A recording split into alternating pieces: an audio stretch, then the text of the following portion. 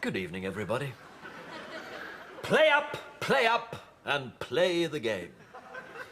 Kipling said that if you can meet triumph and disaster and treat them just the same, then you will be a man. These days, of course, he would have to say person, which doesn't even scan.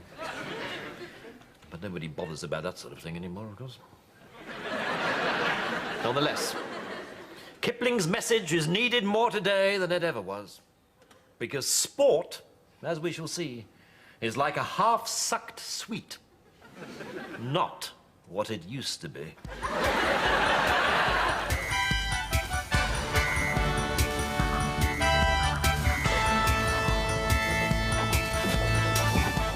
Sorry.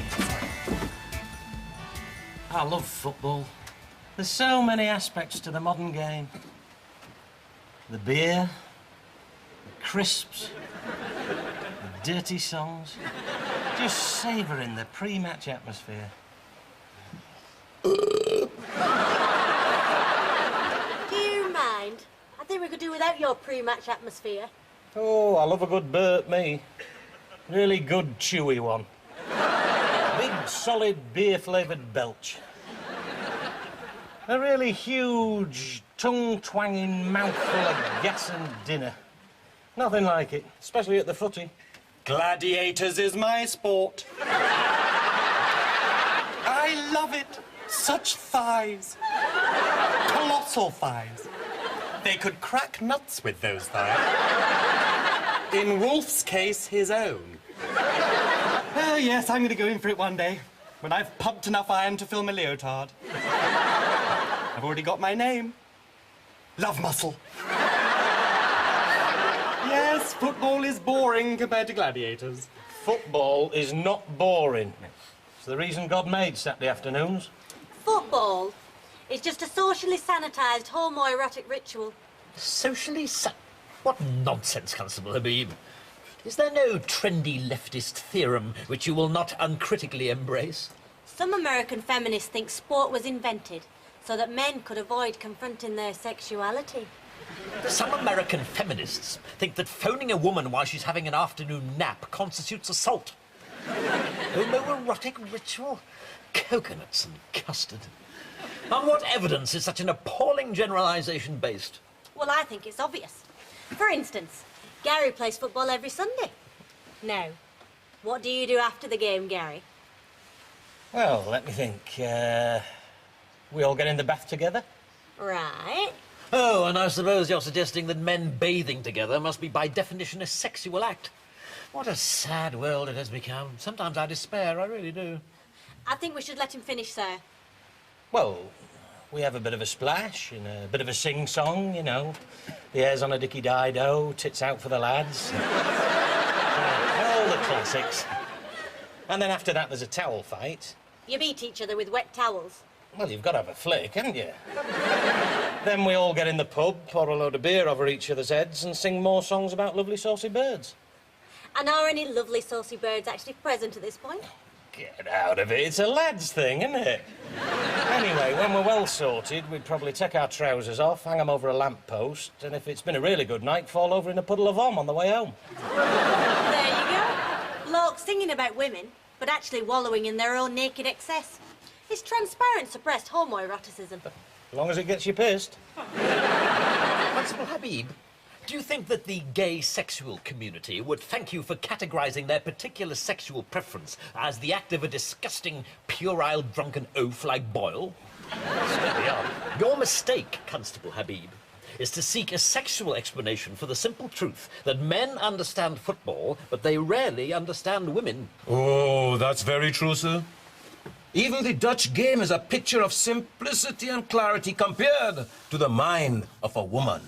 I mean, I could demonstrate the mechanics of the offside trap to you, but I couldn't tell you why all the women I have ever loved say to me, "I've got a fat bottom." And then I say, "Yes, I like it." They throw the dinner at me.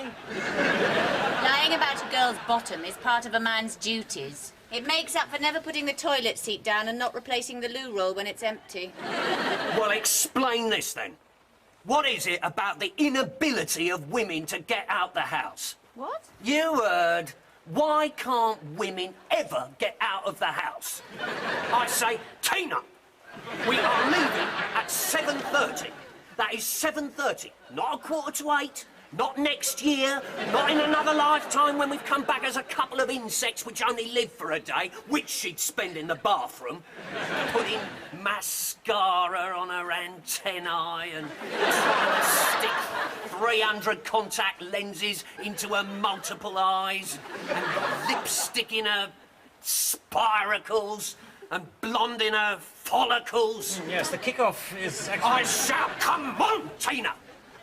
She says, I've got to put my face on, haven't I? I say, right, I'm waiting in the car. She says, well, wait in the car. I say, I will wait in the car. She says, right, go and wait in the car. I say, we're going out to the car. She says, you go to the car. It grinds you down. Oh, what a very splendid thing this is. The local community coming together in celebration of sport. It's what being British is all about. What? Being wet and bored? Well, yes, being wet and bored is part of it, certainly. But there's so much more. I mean, look at this stadium. It reeks of history. It reeks of we. Under these ancient terraces, Gasforth Town FC have seen it all. From not quite disaster to complete disaster. From bottom of the league to not even in the league. It's a dump. And therein lies its glory. We don't need some vast Super Bowl with a great big electronic sign that says, "Fwa go." We're quite happy to gather together in small groups on a wet Saturday and be a bit sad. That's the spirit that made Britain what it is today. Knackered. Proud of it.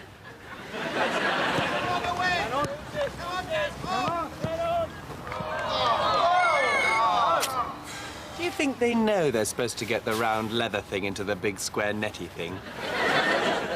Amateurs all goody, remember that? Weekend sporting heroes. Butchers, bakers, builders. I wouldn't want to live in a house any of that lot had built. They're just not very good, are they? Exactly, Habib. And not being good at things is what the British are good at. We excel in failure. And a good thing, too, because failure is character building. Some of our finest moments have been defeats. Mons, Dunkirk. Lulu coming second at Eurovision with Boom Bang a Bang. The French vote was our undoing, of course. They've never got over Agincourt. What a waste of time. I have never seen such a useless bunch of old women in all my life. They've got no aggression, no killer instinct. Oh, I don't know. The one with the limp's not bad. I'm not talking about the players, I'm talking about the fans. I am an inspector of criminal investigations. When I police a football match, I expect a decent enemy. Where are the skinheads? The shadowy, street-fighting generals. You only get Premier League hooligans with Premier League sides, sir. Don't be so defeatist, Constable Boyle. This could be the season when Gasforth FC rises like a phoenix. More like a turkey. We're already through the first round of the FA Cup. Only because their lot all got food poisoning from our burger van. Nice game, that. It's a long time since I've seen 11 men vomiting in tight formation. Nonetheless, if we win today... Oh, sir, look! An FA Cup second-round victory for Gasforth. Lucky shot. They all count. Where was their goalie? Look, sir. There he is, coming out of the bogs. We really must get the health and safety people to have a look at that burger van.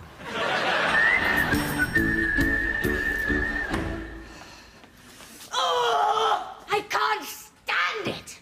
Those pathetic little builders working outside the bank. Every time a woman goes in or out of that door, they're there, hanging off the scaffolding like sexually inadequate bats. Who's that, then? Men tiny-brained, sexually frustrated, emotionally retarded, inadequate, puerile, juvenile, drooling, leering, sneering, pointless bloody men! Could be half the blokes I know. They've always been bad, but this stupid FA Cup thing's made them even worse. What you've got to do is just not sink to their level. Just turn around, give them a smile, maybe a bit of a wiggle, and say, "Oi, bumhead, do up your flies, your brain's hanging out." Tell them to get stuffed. Oh, yeah, sure. They're 30 feet up and I'm standing on the pavement going, "Get stuffed!" They love it! Whoa! You're beautiful when you're angry, darling! Well, I would have thought it were flattering. Of course it is, Boyle. There's nothing builds up a girl's self-esteem like having a human gorilla with a brain the size of a peanut inviting you to peel its banana! Ah, Sergeant. Well, since you still have 18 seconds to go before you're back on duty, darling, I must say you're looking lovely today. Very lovely indeed. Oh, do up your flies, bumhead. Your brain's hanging out. Well, must get on, must get on. Constable, hold all but the most urgent calls. There haven't been any calls. Well, when there are, hold them. Inspector Grimm, you're on duty. You can't strut about like Roy of the Rovers. I have gone undercover. Well, that should fool them. Listen, Fowler, this is the sharp end, mate. Not jolly cricket bats, lovely boating weather dunes, you know, Oxford and Cambridge, row, row, row, and hoist your little cocks above your head. This is football, and football is not a game. Well, obviously it is a game, but it is also not a game. I mean, even though it is a game, there's no point treating it like a game because it is not a game. Although clearly it is a game. All right, boy, with me. Let's go, go, go. I think we should contact the X-Files, sir. Inspector Grimm's body has been inhabited by a being from the planet Burke. Respect for rank, Habib. Well, it's just as well he's out of the way, actually. I have an appointment with the mayoress, and he does rather lower the tone. The mayoress is coming here. Yes, that's right.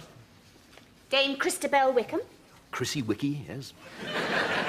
who you were at school with. I had that honour, yes. And you fancied ever since. Yes, that's the one. No. No, don't be absurd. I shall know anyway, because your nose always twitches when you fancy someone. Patricia, you're not jealous, surely? Of course not. Why would I be when my boyfriend positively dribbles at the thought of another woman? But that's ridiculous, Patricia. How could you feel threatened by her? It's insane. Are you sure, Raymond? Well, of course. Chrissy Wickham is brilliant, beautiful, accomplished. I could never get a girl like that. She's completely out of my league. Thank you, Raymond. You've said enough. Well, I hope I've set your mind at rest. A wonderful woman like that is scarcely a threat to any girlfriend of mine. Good morning, good morning. Sit, sit, sit. As you all know, there's been a quite extraordinary development in the world of sport. Gasforth are going to play a Premier League side in the FA Cup. And what's more, it's a home game. Chelsea are coming to us. Now, what are our chief concerns? Well, let's kick off, as it were.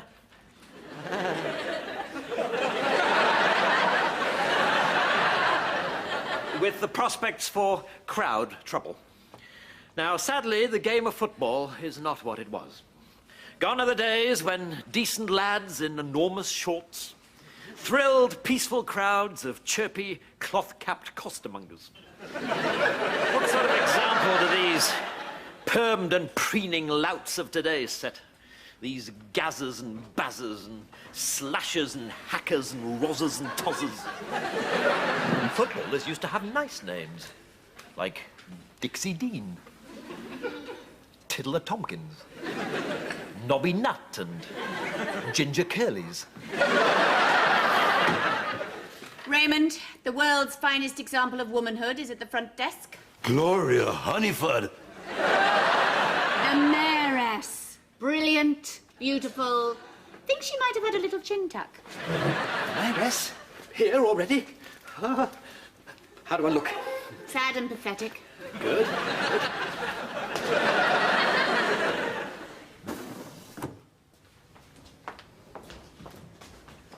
Mayoress Wickham, welcome to our humble and unworthy station.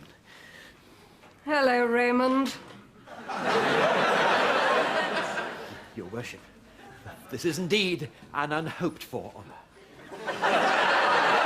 Don't be so formal. I can remember you following me up the stairs in big school trying to see my knickers.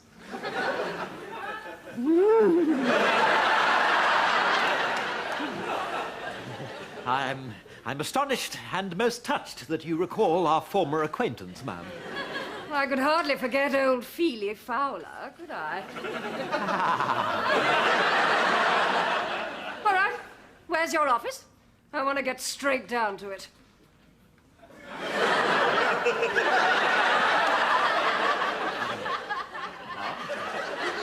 Tea, Sergeant.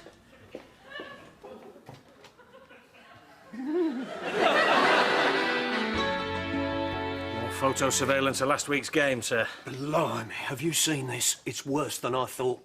Fascistic insignia, militaristic uniforms, badges of rank. We are clearly dealing with a highly organised, well-disciplined pack. Yes, sir, it's a scout pack. One or two vicious-looking brownies in there as well. Right, down to business. Oh, dear, sir. I'm afraid you've exposed them. Oh, thanks, Boyle. I did tell Tina to fix this sick. Boyle? Are you chewing a brick or looking at me eating hospital food? 'Cause either way, I'll be going home in an ambulance. No, hang on, that's wrong, isn't it? Sir, it's the Met. The Met? The Metropolitan Police? No, sir, the Metropolitan Water and Sewage Authority. Of course, the Metropolitan Police, they want you. It's those parking fines. I told Tina to pay them. Well, she can take the rap. No, sir, they want to meet with you, to discuss the game. They want to liaise.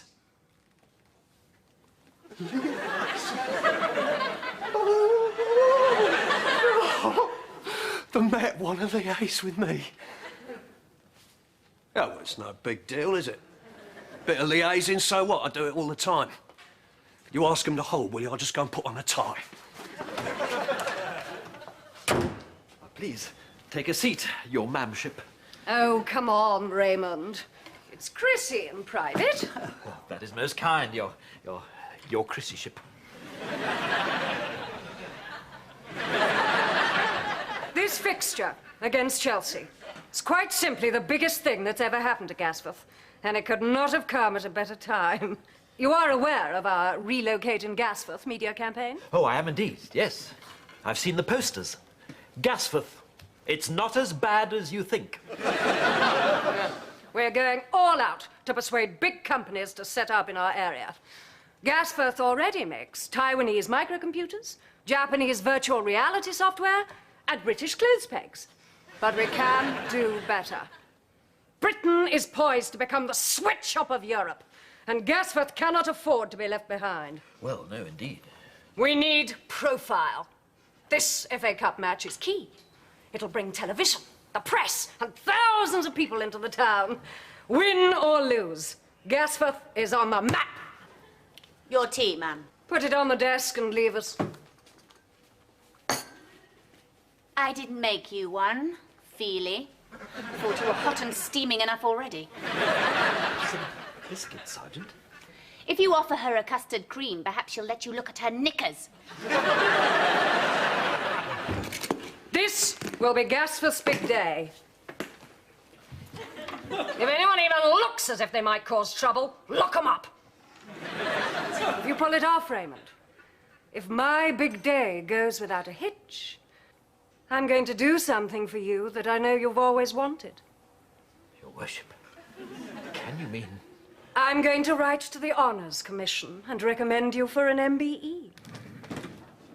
An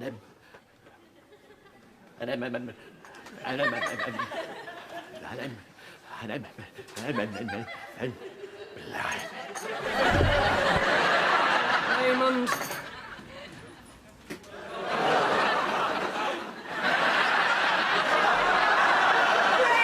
Patricia! No!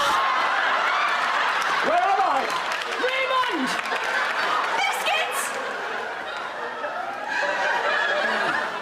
Gladiators ready! Enter! Love muscle!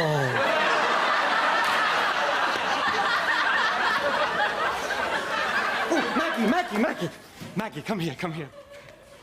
Okay, now, who am I, okay?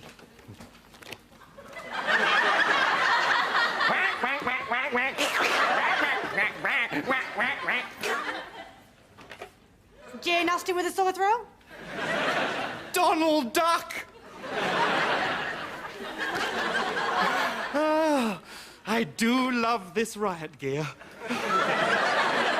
Really, Patricia, what a horrid, suspicious mind you have. There are any number of perfectly innocent reasons why a man might put his head up the mayoress's skirt. She promised to recommend me for an MBE. I hope she doesn't try and get you knighted. I shall probably find you copulating together on the steps of the town hall. These insinuations are unworthy of you. My relationship with the mayoress is entirely respectable. Even when you've got your face in her underwear. Particularly when I've got my face in her underwear. Particularly. Now, I think I've said all I need to say on the subject. Can we kindly move on to another topic? All right.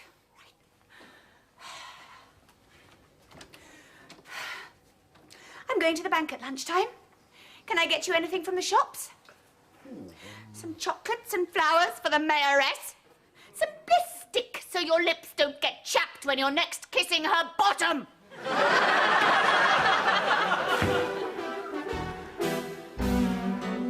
Now, our job on match day will be to police the Gasforth crowd. The Metropolitan Police will, of course, be in charge of the Chelsea supporters, and a nasty bunch of ill-mannered yobbos they're bound to be. I anticipate quite appalling behaviour. I think you're being prejudiced, sir. More supporters are genuine fans. I wasn't talking about the supporters, Habib. I was talking about the Metropolitan Police. Frankly, the idea of Gasforth being awash with London officers fills me with dread. Swaggering about the place, calling each other my son, and saying that things have gone a bit pear-shaped. Well, we of the Gasforth Constabulary will be as smart as a bowl of cornflakes. I shall not have any of that London police behaviour around here. Right, you lot, shut it! Strewfella, my son. All looks a bit pear-shaped round here, or what? Right, the governor's talking. Saturday's game. Very dodgy, very naughty. Could go a little bit pear-shaped. If there's a ruck, things might get well iffy. These faces are a little bit hard, know what I mean? A little bit oof. Have some of that, my son. Bosh, salty, ta-ta. Got me? So be clever. Good, now shut it! Inspector Grimm, in recognition of our multilingual society, the modern force boasts officers trained in any number of languages, but not, I fear, complete idiot. Funny, trays droll, you're a comedian, my son, that I do not think. I've been liaising with some geezers at the Met, pooling our intelligence. Goodness, between you, you must have made an imbecile. Shut it, you slag! Boyle, my son. Governor! Let's go before things start getting pear-shaped. Sorted! And you lot, shut it!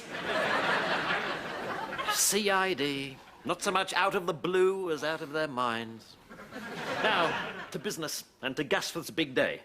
Now, as you can see, Her Majesty has seen to it that we are fully equipped for the worst-case scenario of riot control. So if you could put your helmet on, please, everybody. I thought you'd never ask. Hey, Maggie, shall I? Shall I do it? No, not now. Now, the ideal is not to employ force, but intimidation. We wish to subdue the hooligan before he becomes violent. We can achieve this by setting up a rhythmic beating on our shields, such as to strike terror into the hearts of the enemy, as once did the Zulus, an adversary the British Army truly appreciated. I'm not surprised. The Zulus had rhythmic beating, the British had field artillery.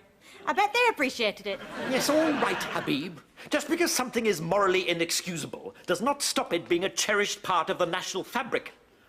Look at the walnut whip. Now, the rhythm I had in mind was rat-ta, rat-ta, rat-ta-ta, rat-ta, rat-ta, rat-ta-ta. All right, try it. And rat-ta, rat-ta, rat-ta. Goody, goody. Can't you keep a simple rhythm? No, sir, I'm hopeless. I need a metronome to brush my teeth. Sir, I think it'll help if we put some words to the rhythm, sir. How about, pata cake, bakers man. Pata cake, bakers man. Pata cake, bakers Yes, good idea. Goody, will that help? Yes, I think so, sir. Right, okay. After me. And pata cake, bakers man. Good, excellent. All right. Form up, form up, form up. Now, prepare to intimidate the enemy with rhythmic beating and pancake, bakers.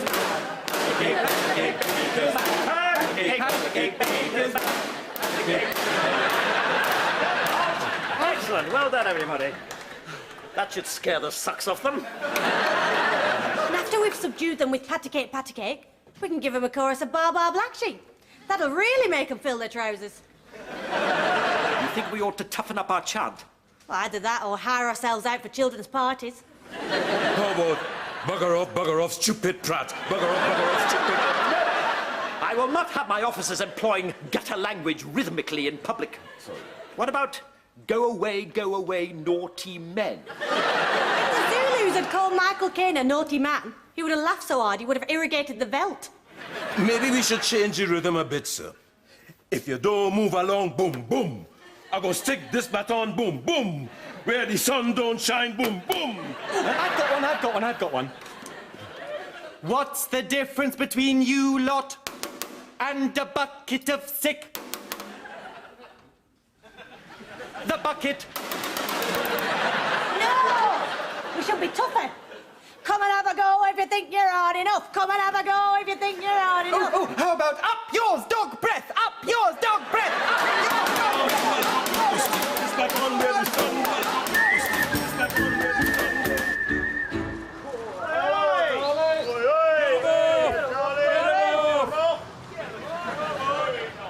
You want me to get them off? Right. You're all under arrest. It's all going pear-shaped, Boyle. Where are the naughty faces? The iffy, dodgy, noncy-poncies? How can I face my muckers at Scotters when I'm yet to bang even one slag in the slammer? Could I have done more? Could I have gone deeper undercover? No way, sir. You haven't taken your bobble hat off all week. And wool makes my forehead itch. All right, lads. Tomorrow. Those Chelsea scum are dust. But we stick to the plan, all right? Sorted, my son.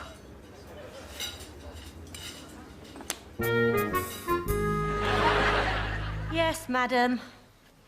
No, Sergeant, you were absolutely right to arrest them. I will not stand for sexual intimidation of that sort. It's abusive and threatening behaviour. Yes, it flipping well is. I mean, just imagine if it had been the mayoress going to the bank instead of just you. I'm sorry, madam. There are no grounds for police action. Goodbye.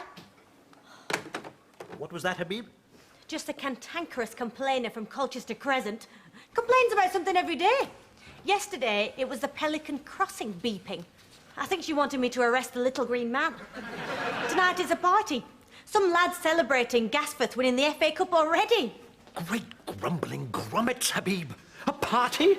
Supposing the mayoress heard the row, or an important trade delegation from Southeast Asia. Bring those naughty carousers in. But, sir, it's only 7 in the evening. It's 2 in the morning in Kuala Lumpur. Bring them in and lock them up. Lock them all up. Lock everyone up.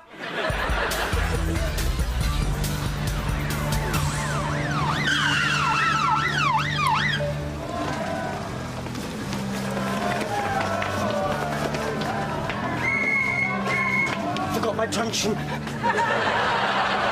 Gasworth offers cheap labor, long hours, no unions, no minimum wage, no job security, and a maximum 5-minute lunch break. That's a very attractive package for any foreign investor. Also included as an incentive is free child labor. Centrally funded via the youth training schemes, of course. Yes, yes. But when does the football begin? The kick-off is at 3, sir.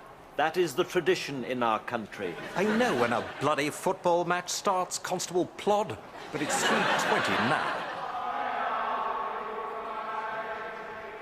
Your worship, I'm afraid we're going to have to forfeit the game. What? None of our players have turned up. It's incomprehensible. They were all fine yesterday. Buzzer, Gazzer and Buzzer were at work on the building site next to the bank as usual.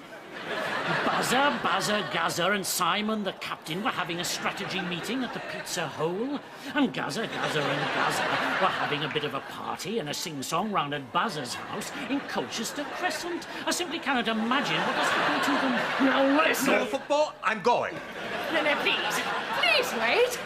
We have a dual carriageway that runs all the way to the Sainsbury's Superstore. When I find out who's responsible for the team not turning up, Raymond, I want you to...